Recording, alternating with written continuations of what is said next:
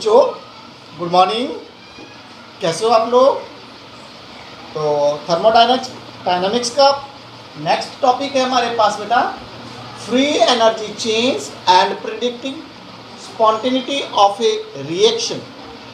Free energy आपको बताया था, अमाउंट ऑफ अवेलेबल एनर्जी, ठीक है, use for doing useful work या available for doing useful work. Delta G आपको बताया था, change in free energy is equal to delta H minus P delta S. ये जो हेल्महोल्ट्ज इक्वेशन आपको बताई थी, फ्री एनर्जी चेंज और चेंज इन फ्री एनर्जी क्या बताया था? Free energy that is energy available for doing useful work. Delta H minus T delta S, where delta H is change in entropy, T is temperature in Kelvin and delta S is change in entropy, ये change in enthalpy, sorry, delta H क्या? Change in enthalpy. अब हम बात करते हैं कि free energy change और कैसे हम स्पॉन्टेनिटी ऑफ रिएक्शन देखते हैं बेटा। रिएक्शन कैसे स्पॉन्टेनियस होती है फ्री एनर्जी चेंज के साथ, ठीक है, किस तरह से रिएक्शन जो है वो स्पॉन्टेनियस होती है। तो उसके लिए हम एक नॉन आइसोथर्मल, ठीक है, नॉन आइसोलेटेड सिस्टम कंसीडर करते हैं। नॉन आइसोलेटेड सिस्टम के लिए according to second law of thermodynamics की जो टोटल एंट्रोपी है एस टोटल, वो किसके बराबर है? That is change in entropy of system plus change in entropy of surrounding. हम क्या कंसीडर कर रहे हैं? एक नॉन आइसोलेटेड सिस्टम, ठीक है, नॉन आइसोलेटेड सिस्टम है हमारे पास, और जो टोटल एंट्रोपी होती है that is sum of the entropy of system and surrounding according to second law of thermodynamics. अब हम कंसीडर करते हैं एक रिएक्शन है which is carried out at constant temperature and pressure, ठीक है, ऐसी प्रोसेस जिसको हम कांस्टेंट टेम्परेचर और प्रेशर के ऊपर कंसीडर कर रहे हैं। अब उसमें क्या होता है कि फर्दर हम सपोज करते हैं कि जो हीट है that is lost by the surrounding system, surrounding heat lose कर रहा है और जो सिस्टम है वो हीट गेन कर रहा है। जो सराउंडिंग हीट लूज कर रहा है उसको हम किससे रिप्रेजेंट करेंगे बेटा? QP के, एट कांस्टेंट प्रेशर, टेम्परेचर और प्रेशर जो है कांस्टेंट है। हीट लॉस्ट बाय सराउंडिंग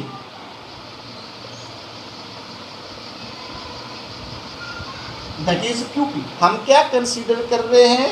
एक नॉन आइसोलेटेड सिस्टम, उस सिस्टम में सराउंडिंग जो है हीट लूज कर रही है और सिस्टम हीट गेन कर रहा है at constant temperature and pressure. अब हम बात करेंगे कि जो heat lost by the surrounding है दैट, इसको हम क्या लिखेंगे? कांस्टेंट टेम्परेचर के ऊपर QP लिखेंगे। तो according to definition of entropy that is change in entropy of surrounding, ठीक है, is equal to minus QP upon T बेटा, माइनस QP अपॉन T।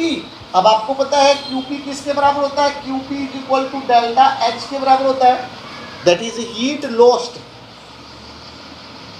ठीक है, at constant pressure and temperature is known as a change in enthalpy. तो हमारे पास value क्या जाती है बेटा जी? डेल्टा S सराउंडिंग क्या हो जाएगा? Change in entropy of surrounding equal to minus delta H upon T। इसको हम इक्वेशन 1 दे रहे हैं, इसको इक्वेशन 2 दे रहे हैं, इक्वेशन 1 और इक्वेशन 2, ठीक है। अब हम बात करते हैं एस टोटल में। Substituting the value of delta S in equation 1, हमारे पास आ जाता है delta S total is equal to delta S system plus, अब plus delta S surrounding. Delta S surrounding क्या है? Minus delta H upon T। तो minus delta H upon T, minus delta H upon T। इस surrounding की value यहाँ पे हमने रख दी फ्रॉम इक्वेशन 1। तो डेल्टा S टोटल हमारे पास ही आ जाएगा। अब डेल्टा S सिस्टम की बात करेंगे तो इसको हम डेल्टा S ही लिखेंगे। We are talking about a non isolated system, तो इसको हम क्या लिख सकते हैं? Delta S total is equal to delta S minus delta H upon T, delta H upon T. आगे करते हैं हम, अब इस इक्वेशन को हम टी से मल्टीप्लाई कर देते हैं बोथ साइड। हमारे पास क्या आ जाएगा, T delta S total is equal to T delta S multiply by T, तो टी से टी कैंसिल हो जाएगा माइनस डेल्टा एच, टी से यहाँ पे टी कैंसिल हो जाएगा, इसको भी टी से मल्टीप्लाई किया, इसको भी टी से मल्टीप्लाई किया, इसको भी टी से मल्टीप्लाई किया, तो इक्वेशन हमारे पास इस तरह से आ जाती है, ठीक है ना। और यहाँ से हमारे पास आ जाएगा, ठीक है। अब इसको हम -1 से अगर मल्टीप्लाई कर दें, रीअरेंज कर दें इक्वेशन को, कैसे लिखेंगे हम इसको आगे, इसको हम लिखेंगे, इसको हम आगे कैसे लिखेंगे, -1 से मल्टीप्लाई करेंगे तो minus T delta S total is equal to, ये माइनस इंटू माइनस क्या हो जाएगा प्लस, तो डेल्टा एच मैंने पहले लिख दिया बेटा, माइनस टी डेल्टा एस, ये माइनस का हो जाएगा, ये माइनस इंटू माइनस क्या हो जाएगा प्लस हो गया, इसको भी हमने -1, मतलब हमने इसको रीअरेंज किया, मल्टीप्लाई किया बोथ साइड बाय -1, तो ये माइनस हो जाएगा, ये माइनस इंटू माइनस प्लस हो जाएगा, और ये माइनस हो जाएगा, तो हम ऐसे लिखेंगे delta H minus T delta S, और ये टर्म किसके बराबर होती है, delta H minus T delta S, that is equal to delta G, तो हम लिख सकते हैं delta G is equal to minus T delta S total, delta G is equal to minus T delta S total. इसका मतलब क्या है कि जो डेल्टा एस है, डेल्टा एस जो है वो क्या होता है बेटा, that is positive for spontaneous process, और टी भी क्या है, कांस्टेंट है, इट विल बी पॉजिटिव, तो जो डेल्टा जी है वो क्या आ जाएगा बेटा जी, डेल्टा जी आ जाएगा हमारे पास नेगेटिव वैल्यू आ जाएगी, ये पॉजिटिव है, ये भी पॉजिटिव है, तो टोटल वैल्यू क्या हो जाएगी बेटा जी, नेगेटिव। तो for spontaneous process delta G should be negative, मतलब कि कोई भी स्पॉन्टेनियस प्रोसेस तभी स्पॉन्टेनियस होगी जब उसके लिए जो चेंज इन फ्री एनर्जी है वो क्या होगी बेटा, नेगेटिव होगी, क्या होगी, नेगेटिव होगी, चेंज इन फ्री एनर्जी क्या होगी, नेगेटिव होगी। तो इसी तरह से हमने क्या प्रेडिक्ट कर दिया, स्पॉन्टेनिटी ऑफ रिएक्शन के लिए delta G should be negative. अब हेल्महोल्ट्ज इक्वेशन जो हमारे पास आती है, delta G is equal to delta H minus T delta S, तो कोई भी प्रोसेस, ठीक है ना, it may be spontaneous if delta G is less than, देखो बेटा, अब अगर delta G, if delta G is greater than 0, मतलब डेल्टा जी क्या है, पॉजिटिव है, तो रिएक्शन कैसी होगी, प्रोसेस इज नॉन स्पॉन्टेनियस, और if delta G is equal to 0, तो जो process is in equilibrium,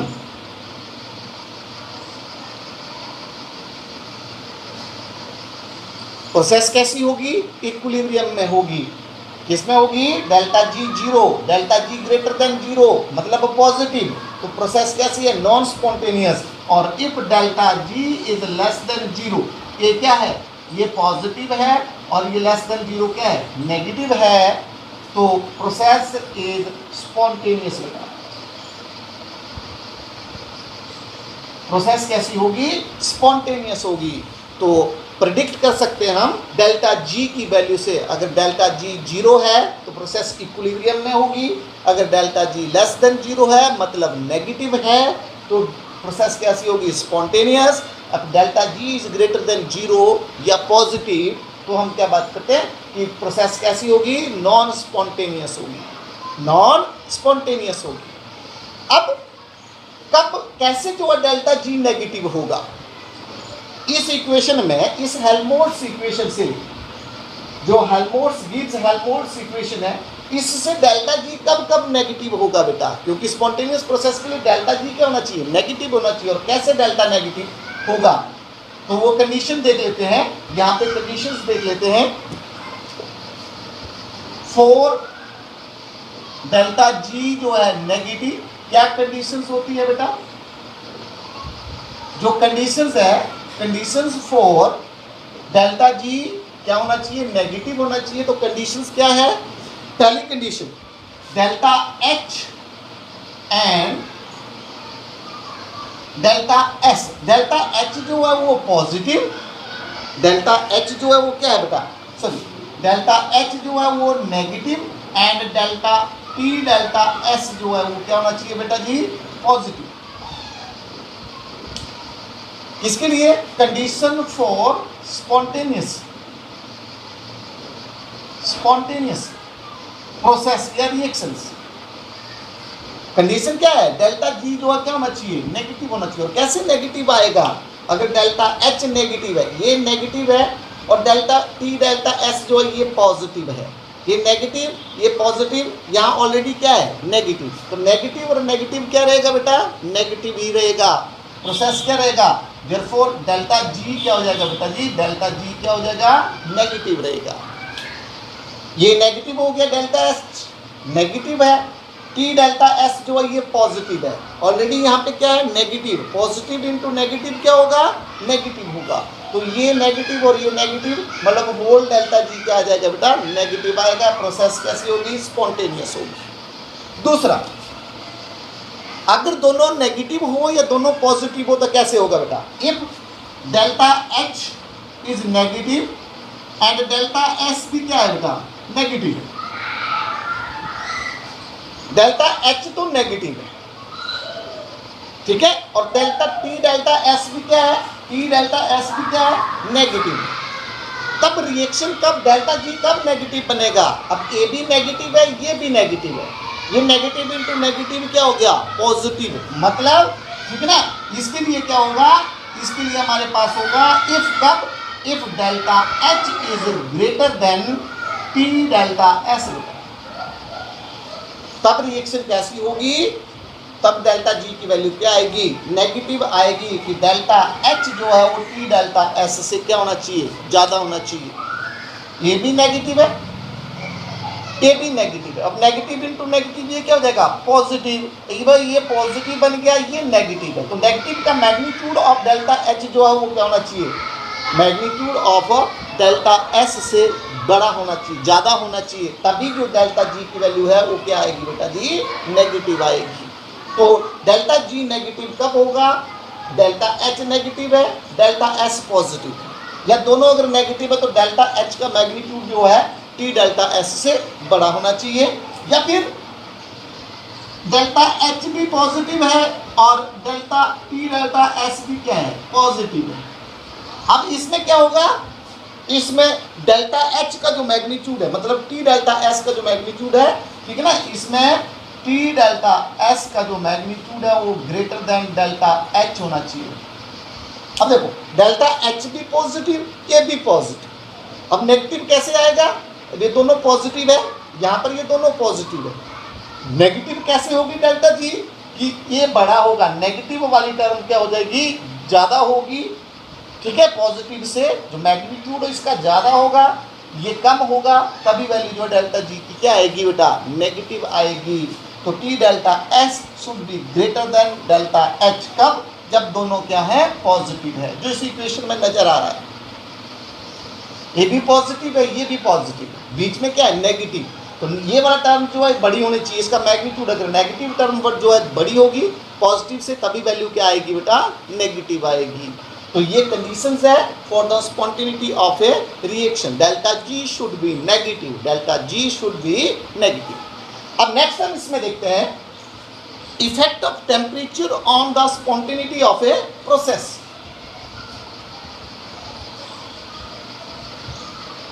effect of temperature,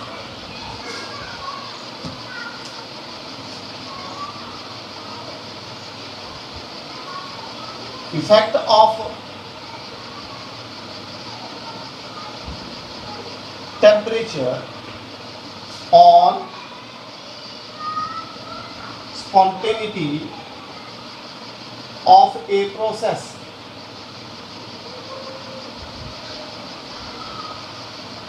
कब कोई भी रिएक्शन या कोई भी प्रोसेस जो है स्पॉन्टेनियस, टेम्परेचर का क्या इफेक्ट रहता है, ठीक है, अब जो हेल्महोल्ट्ज इक्वेशन है delta H is equal to T delta G is equal to delta H minus T delta S.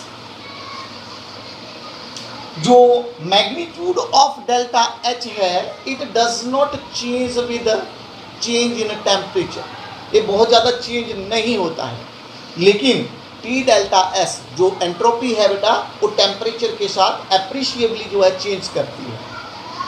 ठीक है, अब हम इफेक्ट देखेंगे दोनों प्रोसेस के लिए। एक्सोथर्मिक और एंडोथर्मिक प्रोसेस है तो उसमें अगर हम टेम्परेचर चेंज करते हैं, चेंज या मतलब इंक्रीज या डिक्रीज करते हैं, तो स्पॉन्टेनिटी रिएक्शंस भी कैसे रहती है।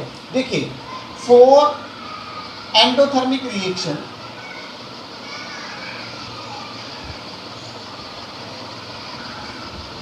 एंडोथर्मिक रिएक्शन में जो डेल्टा जी है, डेल्टा एच, ये क्या होगा बेटा जी, डेल्टा एच पॉजिटिव होगा, डेल्टा एच पॉजिटिव होगा माइनस टी डेल्टा एस, और डेल्टा एस भी क्या होगा बेटा, ये भी पॉजिटिव होगा,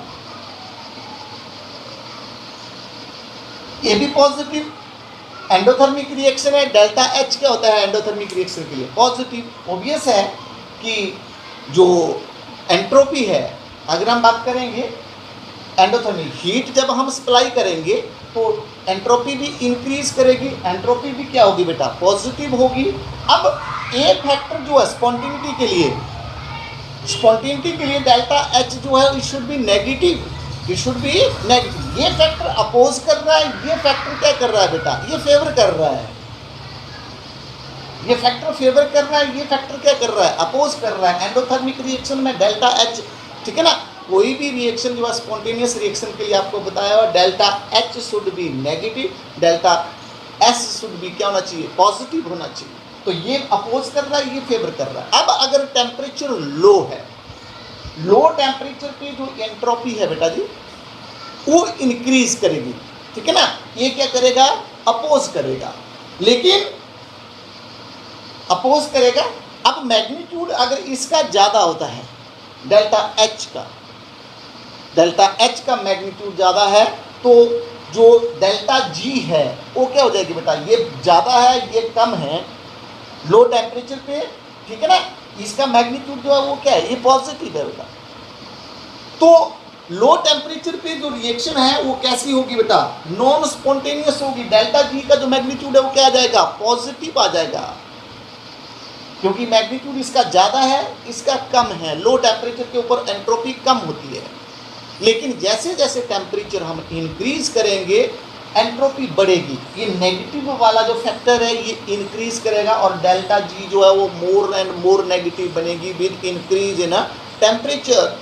तो हम बात करते हैं कि एंडोथर्मिक रिएक्शन जो है लो टेम्परेचर पे नॉन स्पॉन्टेनियस होती है, और जैसे ही हाई टेम्परेचर पे क्या होती है, ये स्पॉन्टेनियस होती है बेटा। हाई टेम्परेचर पे ये फैक्टर इंक्रीज करेगा, इसका मैग्नीट्यूड इंक्रीज करेगा, ये नेगेटिव आ जाएगा, नेगेटिव वैल्यू ज़्यादा हो जाएगी, पॉजिटिव वाली कम होगी।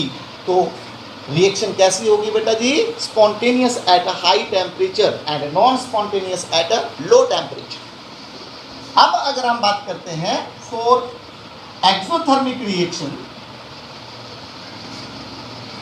एक्सोथर्मिक प्रोसेस की बात करते हैं हम, तो delta G is equal to delta H minus T delta S. Exothermic के लिए क्या होगा, डेल्टा एच जो है वो नेगेटिव होगा, हीट इज रिलीज्ड और इवॉल्व्ड, डेल्टा एस भी क्या करेगा, डिक्रीज करेगा, एंट्रोपी जो है डिक्रीज करेगी। जब हीट रिलीज हो जाएगी तो डेल्टा एस भी क्या होगा बेटा जी, नेगेटिव होगा। एंडोथर्मिक में दोनों पॉजिटिव है, एक्सोथर्मिक में दोनों क्या है, नेगेटिव है। यहाँ पे हमने देखा ये अपोज कर रहा है, ठीक है ना, ये जो है फेवर करेगा, लेकिन यहाँ पर ये फेवर कर रहा है, और यहाँ पे जो है हम बात करेंगे ये क्या कर रहा है, अपोज कर रहा है। तो इसका मतलब ये है कि जब टेम्परेचर लो होगा, टेम्परेचर क्या होगा, लो होगा, तो मैग्नीट्यूड ऑफ डेल्टा जीओ क्या होगा बेटा, ये वैल्यू जो है लेस होगी, ये वैल्यू लेस होगी, ये वैल्यू ज़्यादा होगी, इसका मैग्नीट्यूड ज़्यादा होगा, डेल्टा जी क्या होगी, नेगेटिव होगी एट लो टेम्परेचर। लेकिन जैसे ही हम टेम्परेचर इंक्रीज कर जाएंगे टेम्परेचर इंक्रीज करेंगे, ठीक है ना, टेम्परेचर इंक्रीज करेंगे, रिएक्शन कैसी होगी, एक्सोथर्मिक है, इसका मैग्नीट्यूड बढ़ जाएगा और इसका मैग्नीट्यूड जो है वो कम हो जाएगा। और हम बात करेंगे कि जो डेल्टा जी है वो पॉजिटिव हो जाएगी एट हाई टेम्परेचर।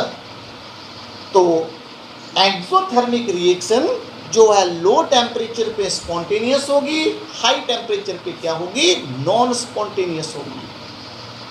तो ऐसे आपने जो है इफेक्ट ऑफ टेम्परेचर जो है एक्सोथर्मिक और एंडोथर्मिक रिएक्शंस के लिए आपने देखना है। Endothermic reaction is spontaneous at high temperature, non spontaneous at low temperature. और दूसरी वाली exothermic, it is spontaneous at low temperature and non spontaneous at a high temperature. जो मैग्नीट्यूड है डेल्टा एच और डेल्टा एस का वो very करता है बेटा कि with change in temperature. Delta H का मैग्नीट्यूड को हमने नहीं लेना क्योंकि ये टेम्परेचर के साथ आपको बताया इट डज नॉट, ठीक है, much appreciable change, but delta S जो है वो appreciably change with change in temperature. तो वैल्यू को आपने कौन अपोज फैक्टर कर रहा है और कौन सा फैक्टर जो है फेवर कर रहा है under different conditions of temperature. तो ये फैक्टर जो है, इफेक्ट जो है आपको पता होना चाहिए कि किस तरह से रिएक्शन जो है वो स्पॉन्टेनियस होती है, किस टेम्परेचर पे प्रोसेस क्या होती है, स्पॉन्टेनियस होती है। नाउ नेक्स्ट वन इज बेटा physical significance of free energy. Physical significance of free energy, free energy का फिजिकल सिग्निफिकेंस देखेंगे हम, जिसमें देखेंगे free energy and useful work. आपको बताया है energy available for doing useful work is known as free energy. अब कैसे हम बात करते हैं, वर्क की बात करेंगे यहाँ पे। अब हम एक कंसीडर करते हैं एक सिस्टम जो कि हीट जो है वो गेन कर रहा है और सिस्टम जो है वर्क डन कर रहा है। तो according to first law of thermodynamics, according to first law of thermodynamics,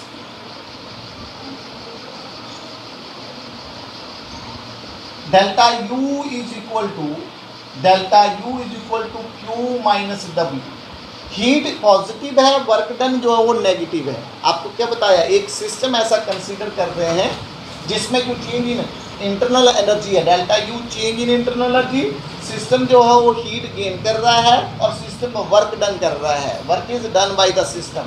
तो according to first law delta U is equal to Q minus W। और यहाँ से आ जाता है Q इज इक्वल टू, इसको हम यहाँ ले आए तो डेल्टा U प्लस W बेटा, डेल्टा U प्लस W। अब कंसीडर करते हैं ये जो वर्क डन है, ठीक है ना, ये जो वर्क डन W, ठीक है ना, ये दो तरह का वर्क डन की बात करेंगे हम। एक वर्क डन जो है, एक आ जाता है हमारे पास work expansion, work done expansion, मतलब जिसको हम क्या बोलते हैं, pressure volume work, P delta V। मतलब प्रेशर अगर आप हम चेंज करते हैं तो वॉल्यूम भी चेंज होता है, वॉल्यूम भी क्या होता है, चेंज होता है। तो इसको वर्क डन की बात करेंगे। जो W है ये दो तरह का W की बात करेंगे हम यहाँ पे। कौन कौन सा वर्क डन है, एक वर्क एक्सपेंशन और एक वर्क नॉन एक्सपेंशन।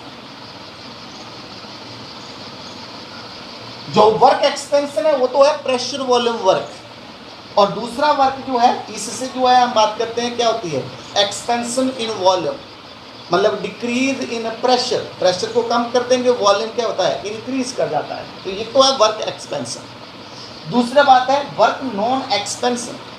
अब नॉन एक्सपेंशन वर्क कौन सा है, वही हमने देखना है, वही यूजफुल वर्क है बेटा। वही कौन सा वर्क है, यूजफुल वर्क। अब कंसीडर करते हैं हम इलेक्ट्रोलिसिस ऑफ वाटर। वाटर को जब हम डिकम्पोज करते हैं with the help of electricity तो into hydrogen and oxygen gases, तो जो इलेक्ट्रिसिटी है, ठीक है ना, वो क्या हो रही है बेटा, वो डिकम्पोज कर रही है, वो यूजफुल वर्क कर रही है, वाटर को क्या कर रही है, डिकम्पोज कर रही है। वो वर्क डन कौन सा हुआ, नॉन एक्सपेंशन। और जो वाटर का जो वॉल्यूम है, जब इलेक्ट्रोलिसिस करते हैं तो वाटर का वॉल्यूम इंक्रीज करता है, वो वर्क डन कौन सा हुआ बेटा जी, वो एक्सपेंशन वर्क है। और जो decomposition of water into hydrogen and oxygen, वो कैसा वर्क है बेटा, वर्क नॉन एक्सपेंशन वर्क है।